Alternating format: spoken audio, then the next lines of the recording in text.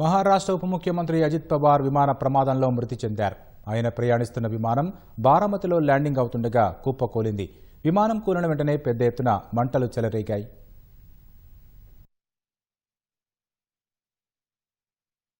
और उसके बाद स्फोट हो गया उसका जबरदस्त स्फोट होने के बाद वो हम देखने आए।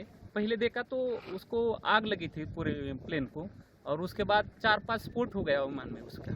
और उसके बाद बहुत लोग आ गए और उसने निकालने की कोशिश की, लेकिन बड़ी आग लगी उसके कारण कोई मदद नहीं कर सकता। लेकिन सब आ गए। तब बाद में उसको उसमें आजिज़ादा था। ये हमारे लिए बहुत शौक की बात में है, ये हमें बता नहीं सकते हम बात में ऐसा।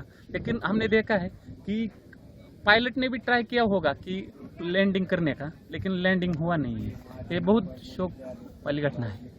हमने देखा पूरा एक नीचे आ रहा था, ट्रैप पे आ रहा था, ट्रैप के नज़दीक एक 100 फुट से नज़दीक आके गिर गया है।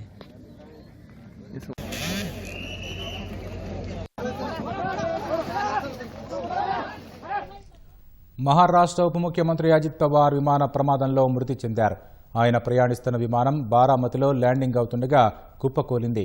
ఉదయం 8:45 ఈ ప్రమాదం జరిగింది. విమానం కూలిన వెంటనే పెద్ద ఎత్తున మంటలు చెలరేగాయి. సమాచారం అందుకున్న వెంటనే సంబంధిత వర్గాలు ఘటనా స్థలానికి చేరుకొని సహాయక చర్యలు చేపడుతున్నాయి.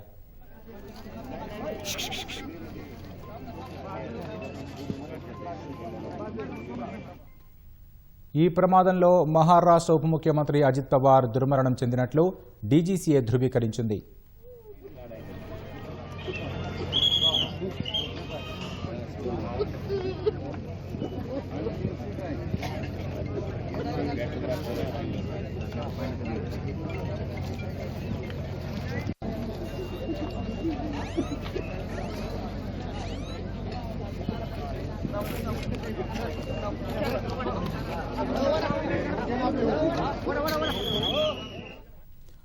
మహారాష్ట్ర ఉప ముఖ్యమంత్రి అజిత్ పవార్ విమాన ప్రమాదంలో మృతి చెందారు. ఆయన ప్రయాణిస్తున్న విమానం బారామతిలో ల్యాండింగ్ అవుతుండగా కుప్పకూలింది. విమానం కూలిన వెంటనే పెద్ద ఎత్తున మంటలు చెలరేగాయి.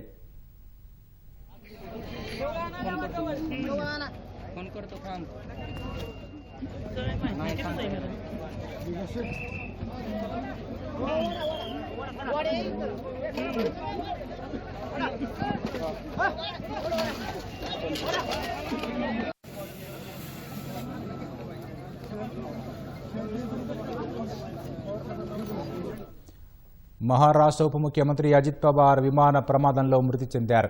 ఆయన ప్రయాణిస్తున్న విమానం బారామతిలో ల్యాండింగ్ అవుతుండగా కుప్పకూలింది. ఉదయం 8:45 ఈ ప్రమాదం జరిగింది. విమానం కూలిన వెంటనే పెద్ద ఎత్తున మంటలు చెలరేగాయి.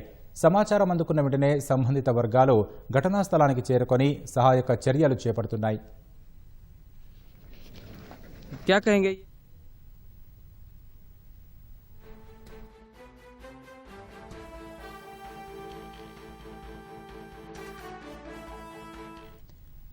ఈ ప్రమాదంలో మహారాష్ట్ర ఉప ముఖ్యమంత్రి అజిత్ పవార్ దుర్మరణం చెందినట్లు డీజీసీఏ ధృవీకరించింది.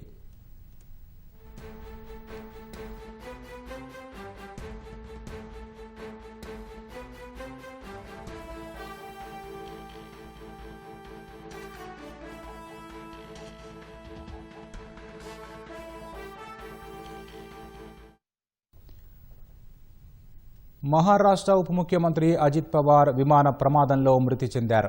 ఆయన ప్రయాణిస్తున్న విమానం బారామతిలో ల్యాండింగ్ అవుతుండగా కుప్పకూలింది. విమానం కూలిన వెంటనే పెద్ద ఎత్తున మంటలు చెలరేగాయి.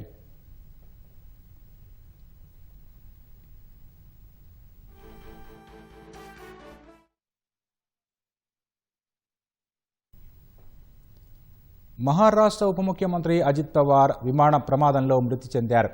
ఆయన ప్రయాణిస్తున్న విమానం బారామతిలో ల్యాండింగ్ అవుతుండగా కుప్పకూలింది. ఉదయం 8:45 ఈ ప్రమాదం జరిగింది. అంటే ఇది చిన్న లియర్ జెట్ 45 అనే చార్టర్డ్ ఫ్లైట్ అండి. దీని కెపాసిటీ 8 నుంచి 9 వరకు ఉంటుంది మాక్సిమం. చాలా చిన్న ఫ్లైట్ ఇది. సేఫ్టీ స్టాండ్ ప్రకారం మంచి ఫ్లైట్, చాలా రోజుల నుంచి వాడుతున్నారు. ఇది crash land while attempting landing టైంలో, అంటే ఎమర్జెన్సీ ల్యాండింగ్ ట్రై చేశారు పైలట్.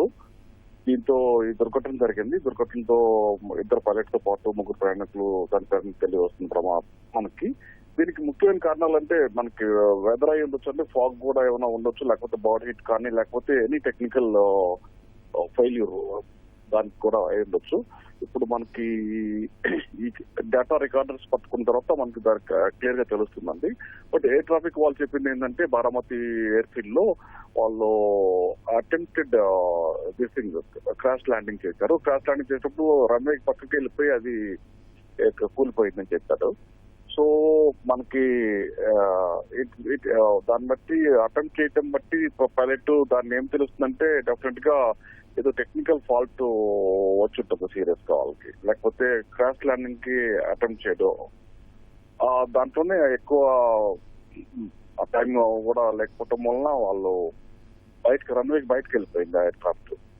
ఆ విధంగా దుర్ఘటన మనకు కొద్ది టైంలో మనకు తెలుస్తుందండి. మనకి యాక్చువల్ డేటా అప్పుడే మనకు తెలివి వస్తుంది. వెదర్ కూడా బాగానే ఉందంటున్నారు, కానీ మరి ఎందుకు క్రాష్ ల్యాండింగ్ అటెంప్ట్ చేసాడో మనకు తెలియ రావట్లేదు. అంటే దాదాపుగా ఇలాంటి చిన్న విమానాల్లో ఎంతమంది ఉంటూ ఉంటారు? పెద్ద విమానంతో పోల్చినప్పుడు, ప్రయాణికుల విమానాలతో పోల్చినప్పుడు క్రాష్ ల్యాండింగ్ సమయంలో వీళ్ళు కాంటాక్ట్ చేస్తారా? తప్పకుండా ఈ విమానం మనకి అంత 100 అడుగులు పొడుగు ఉంటుంది, 5 అడుగులు మాత్రం వెడల్పు ఉంటుంది, ఒక 5 అడుగులు హైట్ ఉంటుందండి చిన్నది. దీంట్లో 8 మంది నుంచి 9 మంది, మాక్సిమం 9 మంది ప్రయాణికులు మాత్రం చిన్న విమానము. సేఫ్టీ ఎఫ్ఏ స్టాండర్డ్స్ ప్రకారం మంచి సేఫ్టీ రికార్డ్స్ ఉన్నాయి దీనికి. ఇది విఎస్ఆర్ వెంచర్స్ వాళ్ళు బాంబే వాళ్ళ చార్టర్డ్ ఫ్లైట్ ఇది. ఆదిత్య గారు ఎక్కువ దీన్నే యూజ్ చేస్తుంటారు ఎప్పుడు, చాలా చాలా కాలం నుంచి యూజ్ చేస్తున్నారు వారు. మరి ఇది చాలా రేర్ గా దొరుకుతుంది ఈ విమానము యాక్సిడెంట్స్ వాళ్ళలో. ఇంత ముందు లాస్ట్ జరిగింది కూడా మెక్సికోలో జరిగింది ఒకటి ఇదే విధంగా, ఇదే Learjet 45 ఒక around 7-8 years back. Safety standards మంచి విమానం ఇది. అంటే ప్రతిసారి కూడా అలాంటి ఇలాంటి విమానాలు ఎగిరే సందర్భంలో, అంటే ప్రతి బయలుదేరే సందర్భంలో కూడా చెక్కింగ్ ఎలా ఉంటుంది? ఈ రోజు కూడా అలాగే చెక్ చేసిన తర్వాతనే బయలుదేరి ఉంటారు కావచ్చు. అయితే ఇలాంటివి వీళ్ళు ముందుగానే పసిగట్టే సాంకేతిక లోపాలు ఏమైనా పసిగట్టే ఛాన్స్ ఉంటుందిగా, లేకపోతే ఇలాంటి ప్రమాదాలు ముందుగా గ్రహించే అవకాశం ఏమీ లేదా?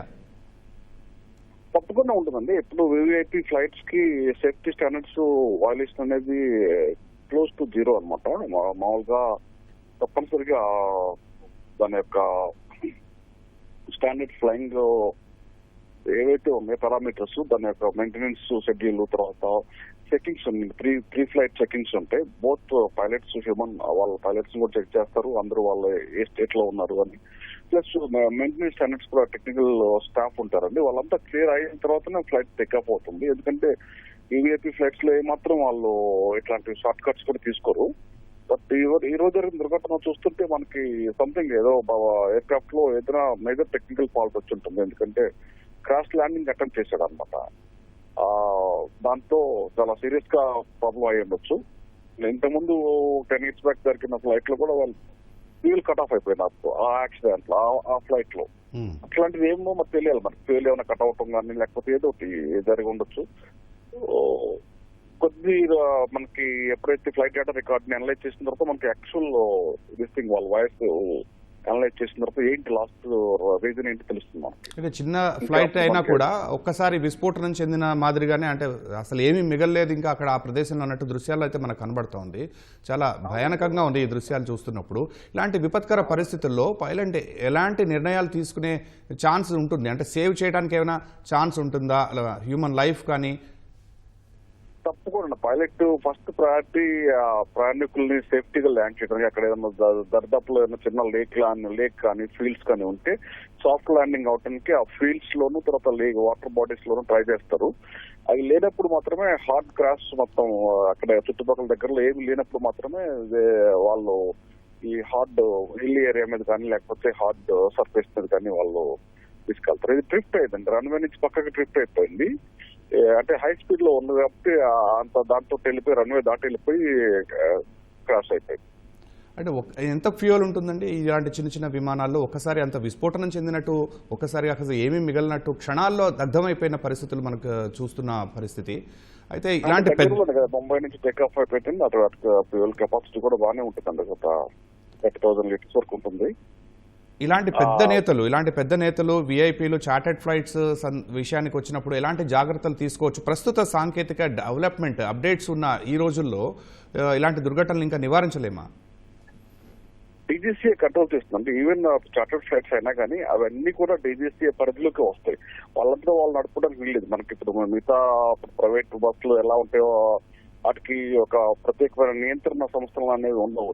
కానీ వేరే ఎయిర్ క్రాఫ్ట్స్ విషయాలకు వచ్చేసరికి ఇవన్నీ కూడా కంపల్సరీగా ఫ్లైట్ ఈవెన్ ఒక చోటు నుంచి ఇంకో చోటుకి వెళ్ళాలని కానీ వాళ్ళ అప్రూవల్ ఉండాలండి. మన ఎయిర్ డిఫెన్స్ క్లియరెన్స్ ఏడీసీ అంటారండి. అది డిఫెన్స్ వాళ్ళు ఇస్తారు, తర్వాత సివిల్ ఏవియేషన్ వాళ్ళు ఇస్తారు. ఎంటైర్ ఎయిర్ క్రాఫ్ట్ ఆపరేషన్స్ మొత్తం మన డైరెక్టర్ జనరల్ సివిల్ ఏవియేషన్ ఆధ్వర్యంలో వాళ్ళ సేఫ్టీ స్టాండర్డ్స్ వాళ్ళ రూల్స్ ప్రకారం నడుస్తాయండి.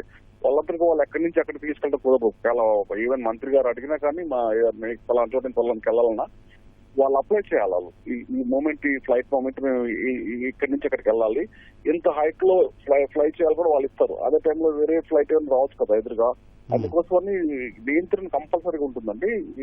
వీళ్ళు ఎక్కడికంటే అక్కడ తీసుకెళ్ళడం కుదరదు. వాళ్ళు సూచించబడిన హైట్ లోనే వాళ్ళు ప్రయాణించాలి, ఆ రూట్ లోనే వాళ్ళు ప్రయాణించాలి. ఆ రూట్ కూడా డివేట్ కాకూడదు, హైట్ కూడా డివేట్ కాకూడదు. అవన్నీ ఉంటాయండి రెస్ట్రిక్షన్స్. అండ్ ల్యాండింగ్ టైం కూడా వాళ్ళకి కరెక్ట్ గా వాళ్ళకి రన్వే అవైలబిలిటీ ఉంటుంది. అవన్నీ వాళ్ళు ఈ టైమింగ్స్ మినిట్ టు మినిట్ కూడా కంట్రోల్ నియంత్రణలో ఉంటుంది వాళ్ళకి. ఎట్లాంటి అట్లా వెళ్తాం కుదరదు. ఎందుకంటే ఇప్పుడు ల్యాండ్ అయ్యే టైంలో ఇంకో ఎయిర్క్రాఫ్ట్ టేకప్ అవుతుంది అనుకోండి, యాక్సిడెంట్ అవుతుంది.